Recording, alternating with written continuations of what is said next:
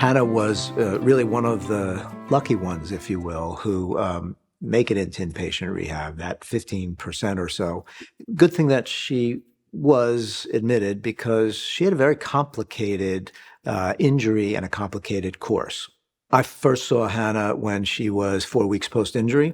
At that point, she was awake, but she only had a single sign of consciousness, and that was visual tracking, the ability to follow persons or objects with her eyes, but not able to follow any simple instructions, not speaking, not gesturing, really no other sign of consciousness except for that. So it is the lowest limit of what we would consider conscious awareness. The longer one shows no recovery, the less likely that one will be to recover lots more function down the line. But she was not one of those individuals. So what ended up happening with Hannah is that despite her really protracted period where she was literally months in that state, she then started to show slow progressive improvement where more and more signs of consciousness started to return. So we were systematically evaluating her. So we could see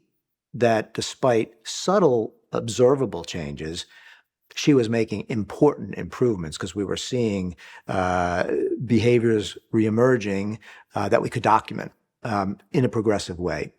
And that's changed her prognosis. The fact that she went a long time without recovering commands was mitigated to some extent by the fact that she was demonstrating other improvements. And she got to the point where there was an interesting disparity or difference between what she was doing behaviorally and her ability to follow instructions or to communicate. So those language signs were still lagging behind the rest of her recovery. So when we see that, that might be an indication that the language system was damaged and the person has what's called aphasia, where they're unable to comprehend speech and or express language. So we did entertain that possibility, but Hannah really didn't have, if we looked at her imaging, didn't look like the left hemisphere, which is the seat for language, was compromised in a way that we would expect for somebody to have aphasia. Yet that disparity continued. She got to the point where she was using objects in a functional manner. She was initiating behaviors, indicating her wants and needs, but not through speech and not following instructions. So then she got to the point at about 3 or 4 months down where she did start to get some single words out. And when she began to be able to express her thoughts, which were very rudimentary, she indicated she was having trouble hearing. So we thought, well, maybe that is the problem. So she was sent to, she saw an audiologist, she saw other specialists, and no hearing impairment could be found. But she then went on to have additional exams, including by neurology, and we looked very carefully back at the imaging, and it turns out that she had injury to a part of the midbrain that is part of the auditory pathway.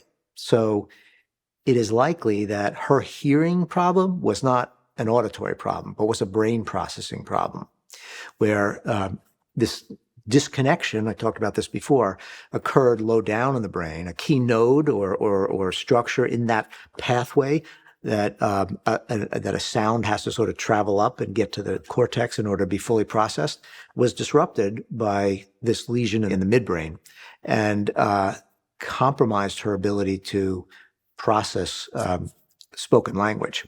That got better to the point that, she can have a conversation with Hannah now. That's what we do in an inpatient rehab setting. That's not going to happen in a long-term, skilled nursing facility. They're not equipped to do that.